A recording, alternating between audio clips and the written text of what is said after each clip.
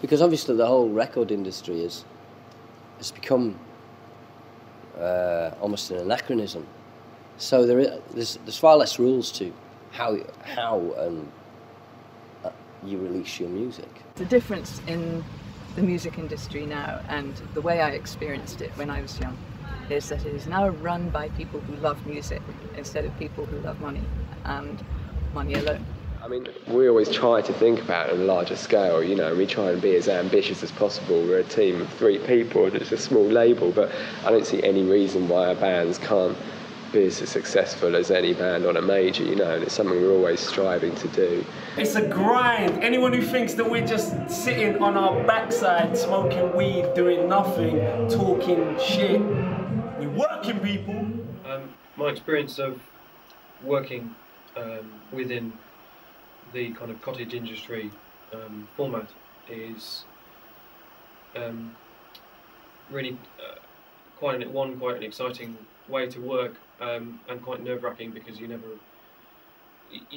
have to be in control of everything. It's amazing what you can achieve when you just decide to have a bit of an idea. I mean, like Pete said, we just thought we'll set up a label to put out our own album, and then that ended up getting signed by another label. Then Nancy's first EP, we put that out, and then another label recognised that and then decided to license that from her, basically. It's incredible. That sort of DIY ethic is actually really fruitful, basically. Certain people ain't businessmen and they're not hustlers, so they shouldn't be trying to be out here hustling. Back then there was EMI, there was Decca, there was Parlophone, there was Pi, and they were all run by what seemed like old people and who didn't understand the kind of music that was being made then. And so many people fell by the wayside because they just weren't heard. Then along came people like Andrew Lou Goldham, who started the first independent label, Immediate.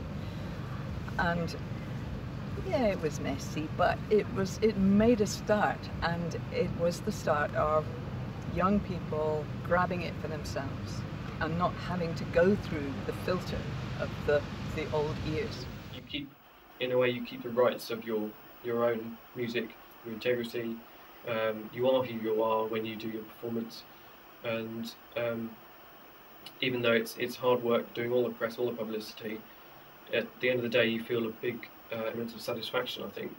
I mean, I still would always feel comfortable in a label situation where, or just an economic situation, a business situation where we can still be free to pursue the music we want as opposed to what we'll sell. And if the two coincide a bit, then that's good. Maybe.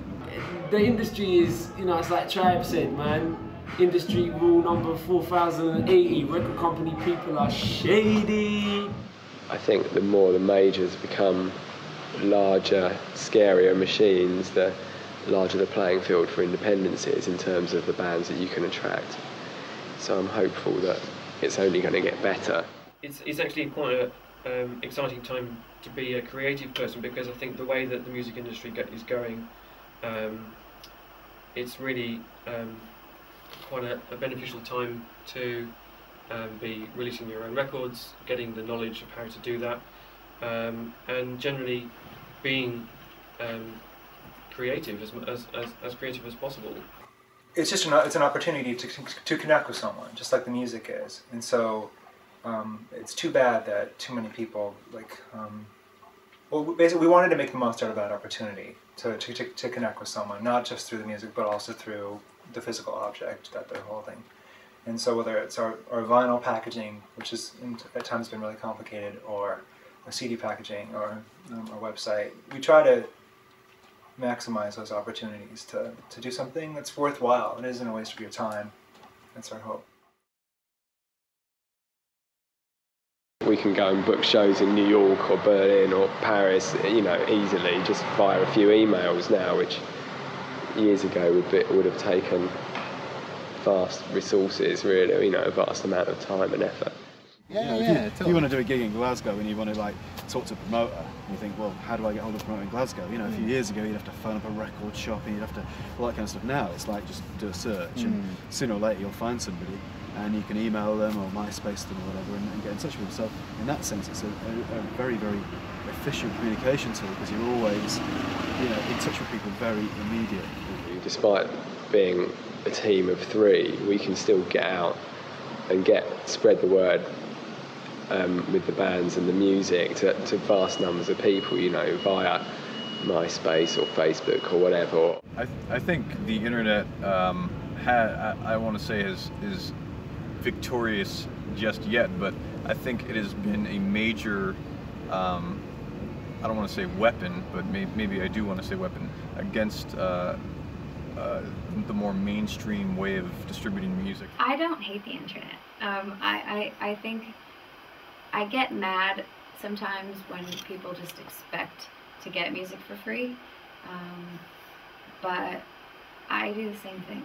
I mean, I buy music online, but I also buy music at shows, and I think that that's really important. I think if you really are into a band or you're into something, you should support and go out to the shows. It's kind of larger companies have had such a stronghold